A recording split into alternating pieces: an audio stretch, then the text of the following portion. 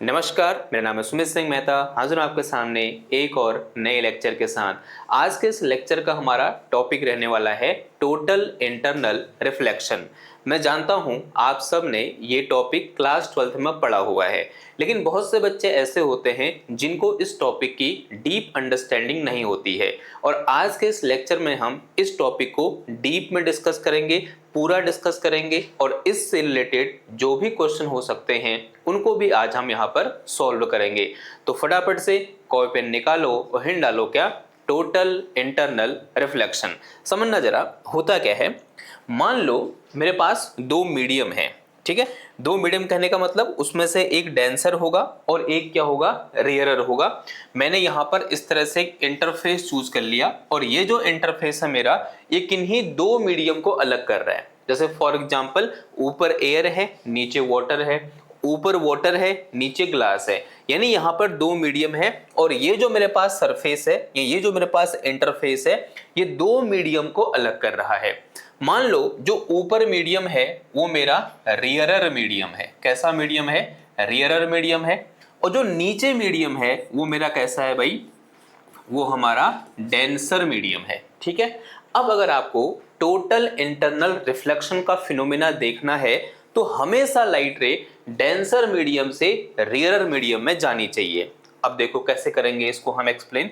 मान लो यहां पर आपके पास एक सोर्स ऑफ लाइट है और इस पॉइंट से एक लाइट रे निकल रही है। अब लाइट रे निकल रही है तो उसको हम स्ट्रेट लाइन से बनाएंगे। तो मान लो इस तरह से एक लाइट रे यहां से ये इंसिडेंट हुई, तो दिस इज अवर लाइट रे। इसका कलर हम कर देते हैं पिंक। तो ये हमारी क्या है भाई? इस तरह से एक लाइट रे है। अब आफ्टर रिफ्लेक्शन कहां जाएगी? ये डेंसर से कहां जा रही है? रियरर में जा रही है। तो after reflection it will bend away from the normal. तो उसके लिए मुझे क्या करना पड़ेगा? इस पॉइंट पर एक इस तरह से नॉर्मल ड्रॉ करना पड़ेगा। तो this is normal at the point of incidence. अब ये इंसिडेंट रे और ये नॉर्मल, इनके बीच जो एंगल होगा उसे हम क्या बोलेंगे? Angle of incidence. इसको मैंने क्या बोल दिया? I1 बोल दिया। अब क्या होगा भाई? लाइट रे ऐसे जा रही थी, अगर ये मीडियम चेंज नहीं होता तो लाइट रे जिस पाथ के अलोंग जा रही है उसी पाथ के अलोंग ऐसे आगे बढ़ जाती। लेकिन अब क्या हुआ? लाइट रे एक मीडियम से दूसरे मीडियम में गई और वो डेंसर से रेयरर में गई। It will bend away from the normal. तो इस तरह से क्या हो जाएगी? हमारी लाइट रे नॉर्मल से दूर हट जाएगी। ऐसे जा रही थी, ऐसे क्या होगी? ये नॉर्मल से दूर हट गई, ठीक है। बात समझ में आई इतनी? इसका भी हम कलर चेंज कर देंगे, इसको हम पिंक कर देंगे। और मान लो ये जो एंगल है यहां से लेकर यहां तक, इसको मैंने क्या बोल दिया? R1 बोल दिया। R1 कहने का मतलब एंगल ऑफ रिफ्रैक्शन। अब मैं क्या कर रहा हूं? ये जो एंगल ऑफ इंसिडेंस है इसकी वैल्यू को बढ़ा रहा हूं। क्या तरीका है? पहले लाइट रे यहां इंसिडेंट हो रही थी, रे बना दे रहा हूं मैं यूं करके। पहले लाइट रे इस पॉइंट पर इंसिडेंट हो रही थी। अब थोड़ा सा अगर मैं लाइट रे को थोड़ा सा आगे इंसिडेंट कराऊं और इस सोर्स को फिक्स रखूं, क्या बोल रहा हूं?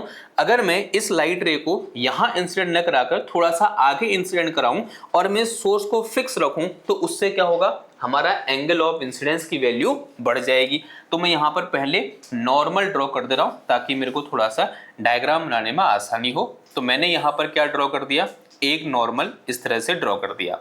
अब क्या है भाई? अब लाइट रे यहां से जा रही है। कहां से जा रही है? सेम सोर्स ऑफ लाइट से जा रही है। ये हमारा क्या है? This is our incident ray. अब आपको साफ साफ दिख रहा है कि ये जो एंगल है ये वाला, late us say this angle is I2। जो ये I2 है this is greater then I1, है या नहीं है? आंसर है हाँ है। साफ साफ दिख रहा है भाई। ये I1 है और ये I2 है और I1 ये जो पॉइंट है थोड़ा सा आगे है और ये पॉइंट फिक्स है। तो ऑब्वियस सी बात है ये एंगल क्या होगा? इस एंगल से ज्यादा होगा। यहां तक बात समझ में आ रही है आपको?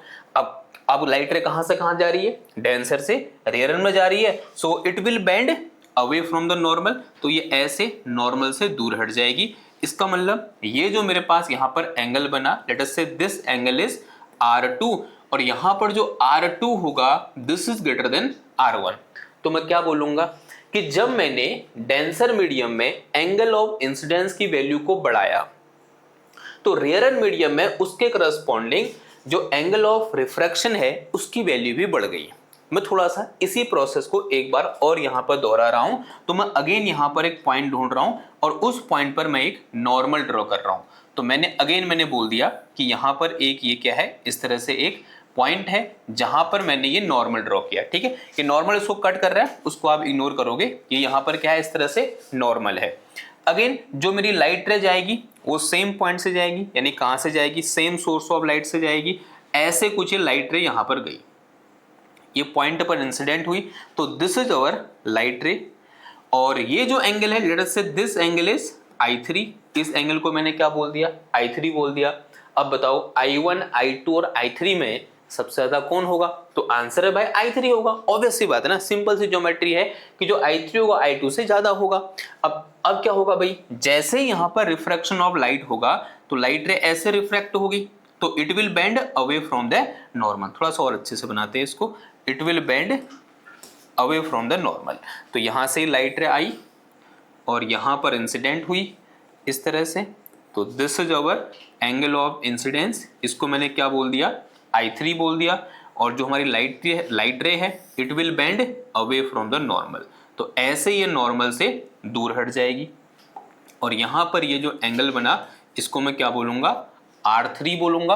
और जो R3 होगा it will be greater than R2। Again same चीज को दोहराओ, क्या हो रहा है, जैसे जैसे मैं डेंसर मीडियम में एंगल ऑफ इंसिडेंस की वैल्यू को बढ़ा रहा हूं, वैसे वैसे उसके करस्पॉन्डिंग रेयर मीडियम में एंगल ऑफ रिफ्रैक्शन की वैल्यू भी बढ़ रही है।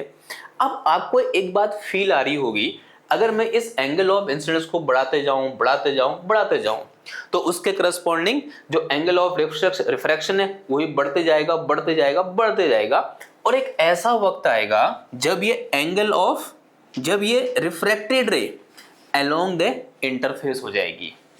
एक ऐसा वक्त आएगा जब ये रिफ्रैक्टेड रे अलोंग द सरफेस हो जाएगी या अलोंग द इंटरफेस हो जाएगी। मुझे उसी चीज की तलाश है।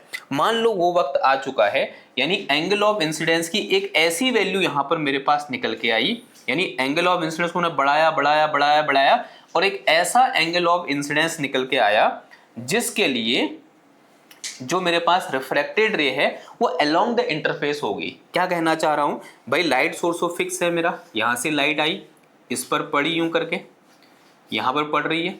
ठीक है, चलो इंसिडेंट करा दी मैंने यहां पर। अब ये जो एंगल यहां पर ड्रॉ होगा, इसको मैंने क्या बोल दिया, एंगल IC बोल दिया। ये C इसलिए लगा रखा है क्योंकि C किसी चीज को रिप्रेजेंट कर रहा है यहां पर, वो चीज क्या है आगे समझ में आएगा। और ये मेरे पास इंसिडेंट रे है। अब यहां पर क्या हुआ, इस एंगल के करस्पॉन्डिंग इन डेंसर मीडियम जो रेयर मीडियम में एंगल ऑफ रिफ्रैक्शन होगा वो कितना हो जाएगा, 90 डिग्री हो जाएगा।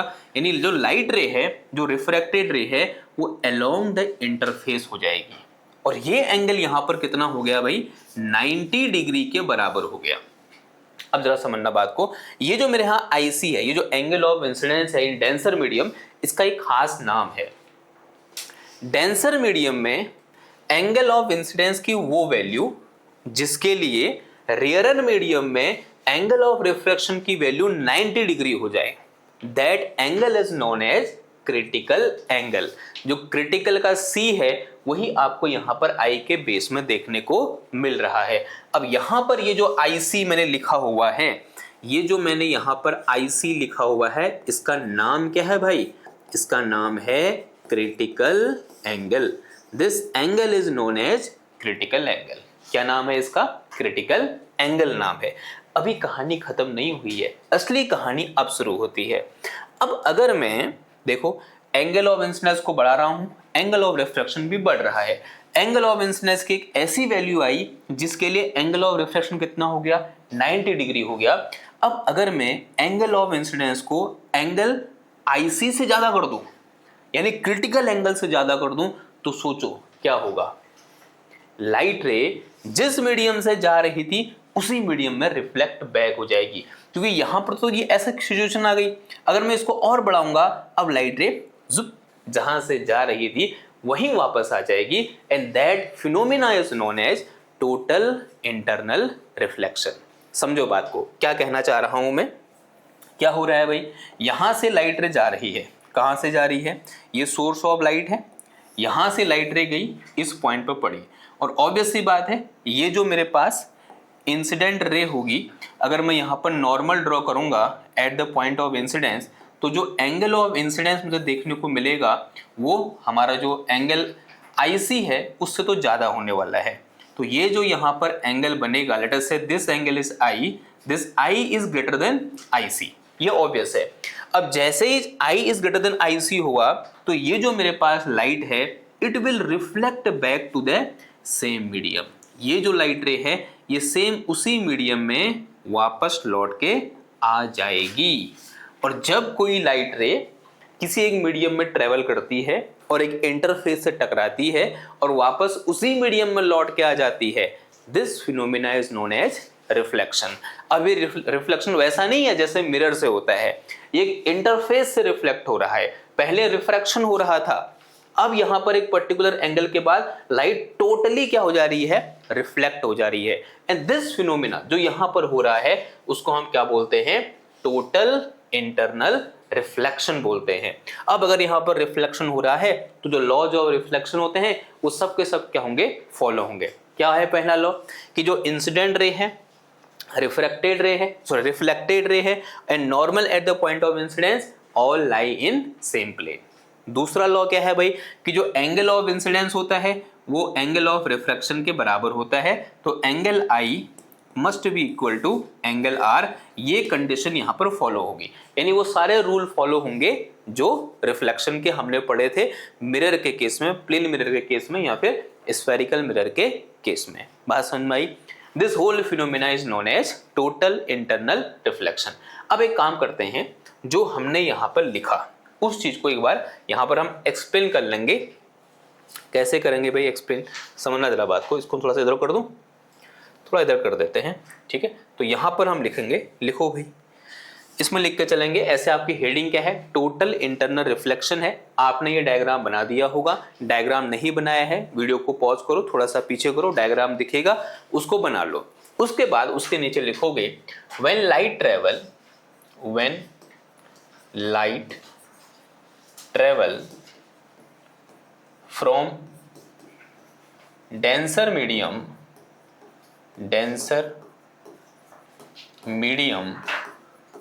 to rarer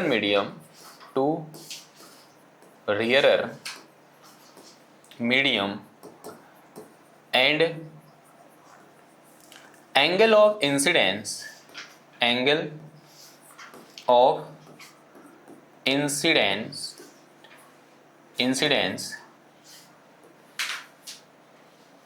in denser medium, angle of incidence in denser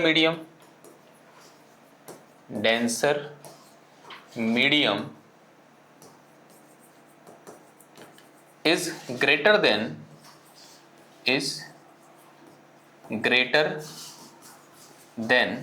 critical angle then light ray reflect back to the same medium,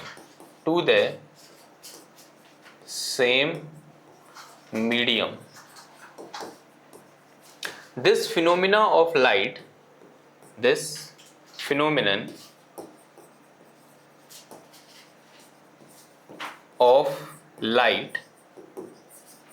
is called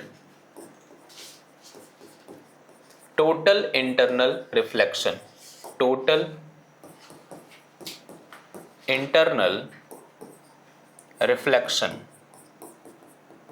और शॉर्ट में क्या बोलते हैं भाई इसको, TIR पढ़ते हैं, ठीक है।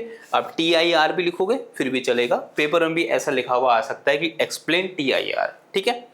नाउ अब यहां पर एक इंपॉर्टेंट चीज आई, एक इंपॉर्टेंट वर्ड आया and that word is critical angle, more than critical angle. अब क्रिटिकल एंगल क्या होता है, अब इसको हम डिफाइन करेंगे। तो इसके अंदर हमारी नेक्स्ट हेडिंग आ जाएगी क्या, क्रिटिकल एंगल, ठीक है। तो इसमें लिख के चलेंगे क्या होता है क्रिटिकल एंगल भाई, angle of incidence in denser medium. क्या, angle of incidence in denser medium, in denser medium for which angle of refraction angle of refraction in rarer medium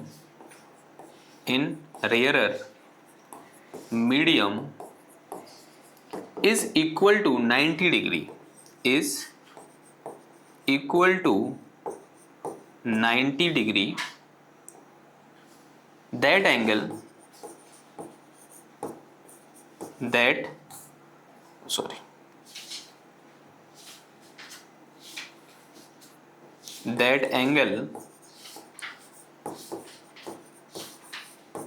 is called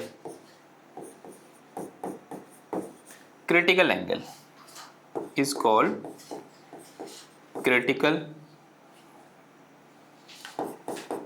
critical angle. ठीक है, define करना बड़ा आसान है, आप अपने मन से किसी भी टाइप की लैंग्वेज में लिख सकते हैं अगर आपको ये डायग्राम समझ में आ रखा है तो।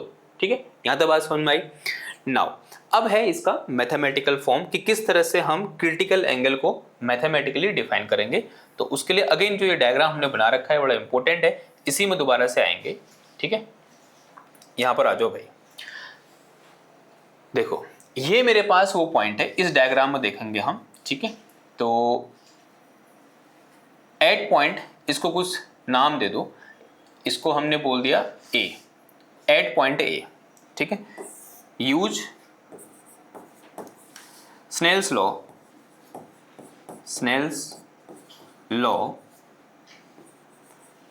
एट पॉइंट ए।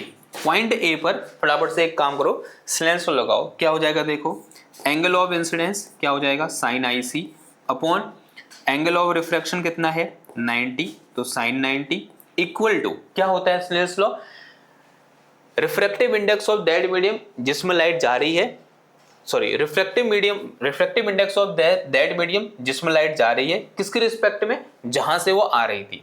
आ कहां से रही थी, डेंसर मीडियम से, जा कहां रही है, रेयर मीडियम में। तो यहां क्या आएगा, refractive index of denser medium, sorry refractive index of rare medium with respect to denser medium, ऐसा कुछ यहां पर आएगा। ठीक है, अब साइन 90 कितना होता है ये तो आप सब जानते हो, साइन 90 की वैल्यू कितनी होती है 1 होती है। तो यहां से मेरे पास sine I c will be equal to, इसको मैं क्या लिखता हूं देखो, 1 upon refractive index of denser medium with respect to rare medium from the principle of reversibility. तो ये क्या आ गया मेरा साइन आई सी आ गया। अगर मैं यहां से आई सी निकाल दूं यानी क्रिटिकल एंगल निकाल दूं तो ये कितना हो जाएगा, साइन इनवर्स कितना आ गया 1 upon refractive index of denser medium with respect to rare medium. तो this is our value of critical angle. ठीक है, बात समझ में आ गई इतनी, ओके। नाउ अगर मैं ये बोलूं कि our rare medium is, if our rare medium is air, जो हमारा रेयर मीडियम है वो क्या हो, एयर हो, तो लिखो भाई। तो नेक्स्ट क्या हो जाएगा इसमें, if our rare medium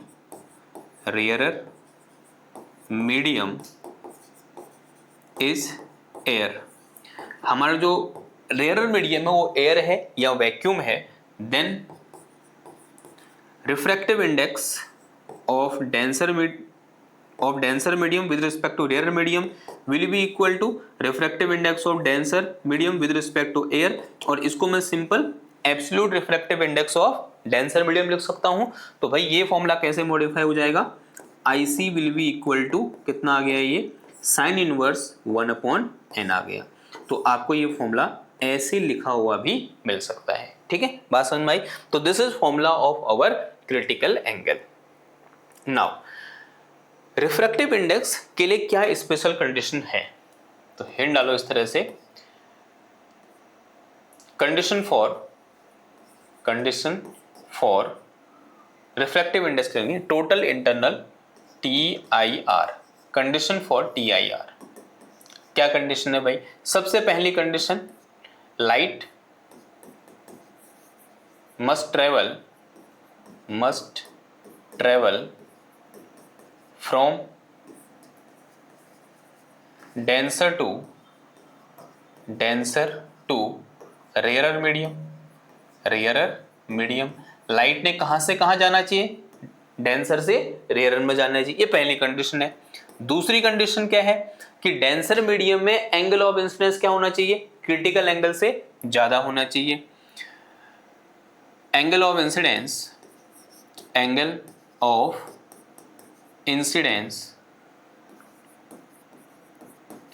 in denser medium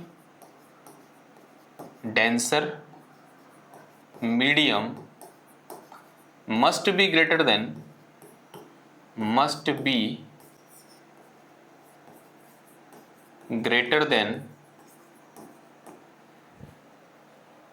critical angle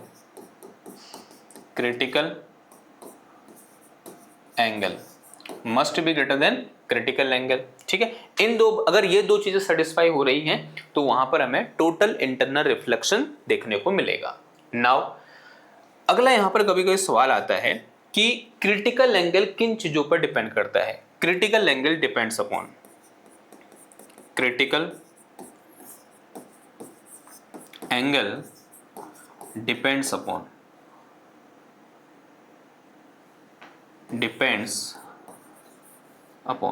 किन बातों पर डिपेंड करेगा? देखो पहले फॉर्मूले में आओ। क्या है भाई क्रिटिकल एंगल का फॉर्मूला? क्या होता है? अगर मैं फॉर्मूले की बात करूं तो critical angle IC equal to क्या पढ़ा है हमने? साइन इनवर्स 1/n पढ़ा है। यानी वो किस पर डिपेंड करता है? रिफ्रैक्टिव इंडेक्स पर डिपेंड करता है। तो हम क्या बोल सकते हैं? It depends upon. अब देखो ये एब्सोल्यूट रिफ्रैक्टिव इंडेक्स नहीं है, ये रिफ्रैक्टिव इंडेक्स है किसका? डेंसर मीडियम का with respect to rarer medium. ये किसका रिफ्रैक्टिव इंडेक्स है? Refractive index of denser medium with respect to rarer medium. तो it depends upon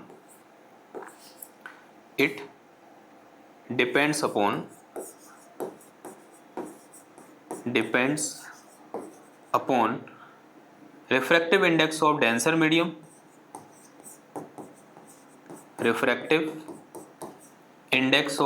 medium, denser medium with respect to rarer medium। अगर ये refractive index पर depend कर रहा है तो refractive index depends upon wavelength of light. It depends upon wavelength of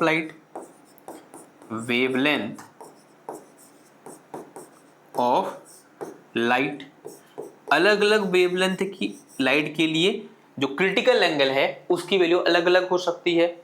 अब wavelength decide करता है कि लाइट का कलर कैसा होगा। इसका मतलब अलग अलग कलर की लाइट के लिए क्रिटिकल एंगल की वैल्यू अलग अलग हो सकती है। तो यहां पर हम लिख के चलेंगे, hence for different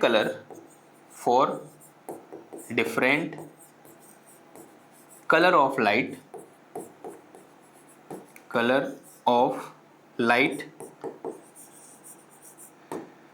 critical angle will be different। ठीक है, critical angle will be different. ठीक है, तो ये क्या था भाई? टोटल इंटरनल रिफ्लेक्शन की एक कंप्लीट थ्योरी थी। अब बारी है इससे रिलेटेड क्वेश्चन सॉल्व करने की। तो यहां तक थ्योरी आई होप आपको समझ में आ गई होगी, क्योंकि हमने डिटेल में क्या किया है, थ्योरी को समझा है। अब बारी है किसकी? क्वेश्चन को सॉल्व करने की। तो यहां तक नोट हो गया होगा, तो आगे हम बढ़ेंगे क्वेश्चंस पे।